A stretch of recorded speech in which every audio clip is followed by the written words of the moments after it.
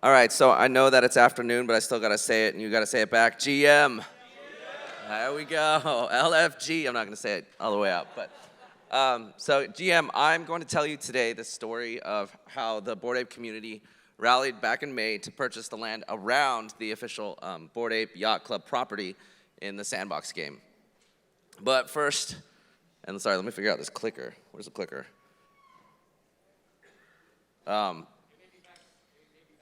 All right, can we get a next slide? There we go. First, a little bit about myself. This is my pre-degenerate Josh Ong. On the left, buttoned up, corporate marketing consultant. And on the right, this is the new me, Bored Ape 1037. There we go. Thank you. You need a clicker? I do need a clicker. Thank you, brother. Helpful. Appreciate it. That's me. My name is Maui Prime in the Metaverse because I wear an Aloha shirt, but I'm also a robot. So that's me. My first experience with NFTs was actually buying and breeding CryptoKitties back in the day. But I took a break, and I came back to NFTs last year with Top Shot. And then I saw, back in May, some people posting Bored Apes on their timelines, or actually I guess it was April. And in April, it was launch day, and I minted one just this is funny, I'm just gonna mint one. And then I went to sleep, and while I was asleep, Blau and Pranksy or Dingling were all just buying them all up while I was asleep. And I woke up to this fever about what happened with these Bored Apes.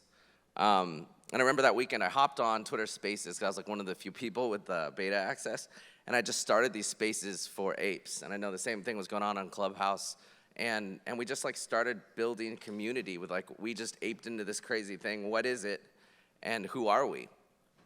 And I remember I sent out a tweet which is okay, it's Ape Weekend. I'm gonna change my profile pic for the weekend, and then I'm gonna go back to that one on the left. And I never went back. And so I've been Maui Prime since, with a few exceptions. But as we tell this story, I'm not paid by Bored Ape Yacht Club. I don't work for them. I'm just a community member. And that's actually part of the theme of, as I go into the story, the reality that we have this chance to be a decentralized community. So I'm just a collector that wanted to hang out with our other collectors, and I'm just a bored-ass ape that wanted to hang out with some other Bored Apes. But one of the things that struck me during those early days of the Bored Ape community was the way that our decentralized community, just as apes, came alongside the centralized dev team of BAYC, the brand. And it wasn't the BAYC devs who created norms like ape follow ape, apes support ape, apes together strong. It was the community. And Yuga Labs' decision to grant full commercial rights to ape owners played a huge part in this. Apes were empowered to create their own micro brands and also contribute along the way to the growth of the club and everyone's success. So I think Bored Apes took off so fast in large part because the community was decentralized, and every Bored Ape could create something to expand the value of their IP without having to ask permission from BAYC. At the same time, the story of BAYC's success is a hybrid one. The BAYC dev team is still active. They're making choices as a centralized brand, including, in the case of this story, announcing and signing an official partnership with the Metaverse game, the Sandbox, in the first month after they sold out their collection.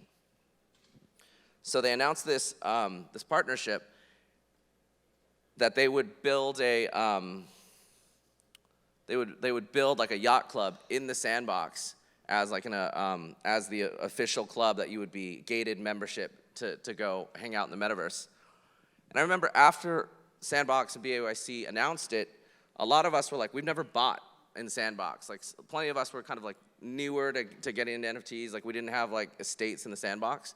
And so I sent out this tweet, which is anyone who's experienced with this, do you have someone who can just hop on one of our Twitter Spaces? And Value in Time, Daniel, replied, he's oh, I can connect you with the head of marketing at Sandbox. So he just DM'd us and we connected, and Marcus agreed to come on one of my shows. And so I scheduled it, and he talked to the BAYC devs and just invited them up. And so for one of their first ever Twitter Space appearances, basically I was like hosting the space, and the BAYC devs just like popped up and said like, hey, we're gonna give you all voxel avatars in the sandbox as like one of your, like one of the benefits of being a BAYC holder. And it was just this really fun moment where, you know, so as someone who works in marketing for a living, like I understand normally with a brand, there's like you get a PR person involved and they figure out like what's the timing, what's the media interview, what's the embargo launch strategy. And this was decentralized. Like I'm just a community member who's like trying to rally people together to say like, how are we gonna buy this stuff? And BAYC Sandbox showed up, not because like they have this huge marketing agenda, because they recognize like their brands benefit when they engage in the community from the bottom up and not necessarily from the top down. So, you know, fast forward a day, we hosted this space, and the land sale sold out in seconds. And on this map on the left is a kind of cartoonish map that I started making where I was tracking every BAYC owner in the area that had a plot of land, including like Republic and Dingaling, who had these big plots. They also agreed to say like, hey, we're apes and we want to represent the ape community. So I just started mapping this out. And if you look, the skull in the middle is completely surrounded by apes. And it didn't start that way, but basically apes did what apes do. We aped in, and we took over the land around our official club. And I love that this was just like a community organized effort to say like, hey, this is where we're gonna be hanging out, and we wanna build around it, and we wanna make a space for us. On the right, you can actually see this is like, you know, data instead of my emojis. Bao and Heuristical Stoke tracked, they just pulled wallets that share both a BAYC and these sandbox lands, and they plot it. So you can see the entirety of the sandbox. And if you look up at the top where the orange line is, that's basically the concentration of where in Euphoria the ape club is gonna be. So again,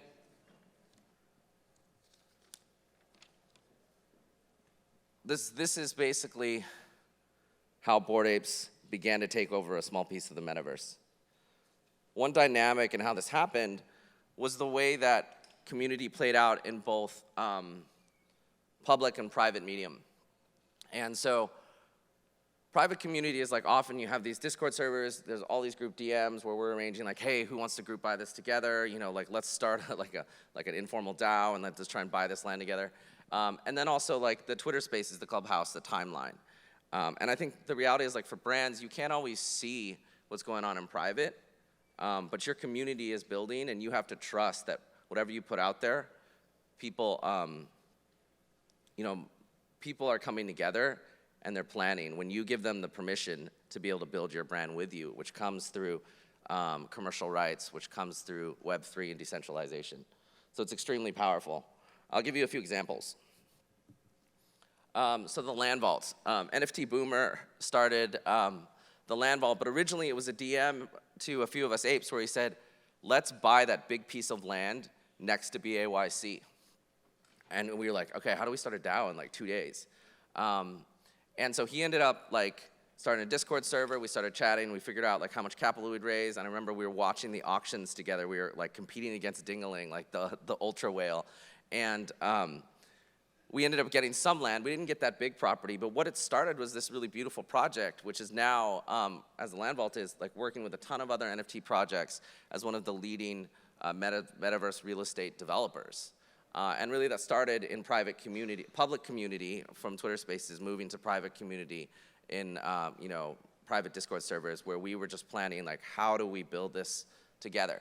Another great example is real estate. So the plot of land on the corner of BAYC and Dingaling's, eventually Dingaling's property, is went up for sale, and a bunch of apes got together and they created an informal sharing, and they got it. They're building a community rec center on it. BAYC supported them, and that's just like a really cool movement. And then we have Sandbox Hill Road, which an ape sold this connected piece of land to Drew Austin to build like a place for apes and investors to kind of recreate the VC world in the metaverse. So that's the story of how a small group of developers created a community that came together to, on their own, take the Metaverse by storm. And I just want to encourage you, if you are a brand that's working and building Web3 communities, just think about how you can combine both the private and the public and the decentralized and the centralized models in order to build the Metaverse together. Thank you.